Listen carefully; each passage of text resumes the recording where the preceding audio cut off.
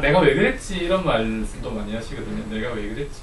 그러니까 분명히 자기가 했는데 지나고 난 다음에 강박 행동 하시는 분도 마찬가지입니다. 그러니까 이제 막 이게 확인의 욕구가 올라와가지고 막 확인을 해요. 하고 난 다음에 내가 왜 그랬지. 지나고 난 다음에 그게 아닌 걸 뻔히 아니까 너무 지나친 것도 알고 내가 왜 그랬지 하면서 그리고 강박증이 아니더라도 생활 속에서 그냥 어떤 일을 했는데 지나고 난 다음에 보니까 그게 너무 엉뚱한 일인 거예요. 그게 해서는 안 되는 일이고 그런 상황에서 내가 왜 그랬지 이런 말씀을 많이 하시거든요.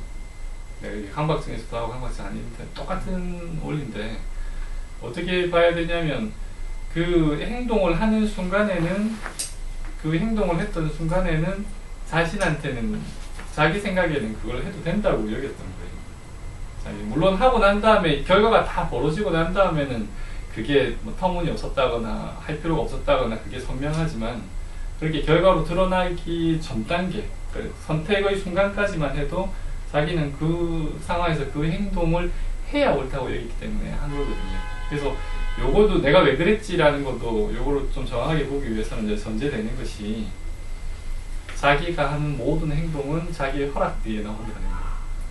어떤 행동도 자기의 허락 없이 강박증 있는 분들도 마찬가지잖아요. 강박증의 정의가 비록 현대의학적으로 교과서상에는 자신의 의도와는 무관하게 특정한 행동을 한다 이렇게 나오지만 사실 그 행동의 순간에는 엄청나게 자기 설득을 해야 되거든요. 내가 이걸 왜 해야 되는지, 왜 하긴 해야 되는지, 왜 반복해야 되는지 엄청나게 설득을 하고 그게 설득당한 뒤에 그 행동을 하게 되거든요. 그럴 필요가 자신의 의지와는 무관하게 그럴 필요가 없다는 것을 아는 것은 사실 그 지나고 난 다음이죠. 지나고 난 다음에 돌아보니까 내가 왜 그랬지 하는 거죠. 그렇죠? 근데 이걸 설명하기 위해서는 이제 전제되는 게 자기가 하는 모든 행동에는 자신의 뜻이 있다는 것을 알고 그래서 그렇게 본다면 그 선택 결과로 드러나고 보니까는 참 허무맹랑한 짓이었지만 선택의 순간까지만 해도 자기는 그래야 된다고 봤던 거예요. 무슨 말이냐면 사실은 이제 지혜의 부족이죠. 일이 이 선택을 했을 때 이렇게 흘러가서 이러한 결과가 나올 수 있다는 것을 그 당시에는 몰랐던 것이죠. 그래서 이제 지혜가 밝아지면 이 선택을 했을 때 결과가 이런 식으로 흘러갔을 때 이렇게 좋지 않게 될 거라는 것을 분명히 안다면 자기가 원하지 않는 결과가 나올 것을 분명히 안다면 그 선택의 상에서 어떻게 그걸 선택할 수 있겠어요? 그래서 내가 왜 그랬지라고 말하기보다는 이제 그런 상황이 생기면 내가 왜 그랬지라고 말할 것이 아니라 내 지혜가 부족했구나. 결과가 이렇게 다 이 결과가 드러나고 난 다음에는 이게 분명히 내가 지금은 알겠지만 결과가 드러나기 전 단계 선택의 순간까지만 해도 나는 그게 괜찮은 선택이라고 내가 생각했었구나. 내 지혜가 부족하구나. 이렇게 보는 것이 좋아요. 이렇게 자기의 지혜가 부족해서 잘못된 선택을 했다는 것이 인정이 되면 받아들여지면 사람 누구나 다 현명하게 살고 싶거든요. 저도 현명하게 살고 싶고 누구나 다 현명하게 어리석게 살고 싶은 사람은 없지 않습니까? 그게 사람의 본성이기도 한데 현명하게 살고 싶다는 것. 그래서 내 지혜가 부족했구나라는 것이 정확하게 받아들여지면 지혜를 밝게 할 수 있는 지혜가 밝아지기 위한 일을 내가 찾을 수가 있어요. 할 수도 있고 그게 저희 한의원에서는 명상하고 동양 고전 읽으면서 성찰하고 한의원 책도 도움이 되고 그렇게 하는 방법들 아닙니까? 그래서 사실 내가 왜 그랬지 이러고만 있으면 변하지가 않아요.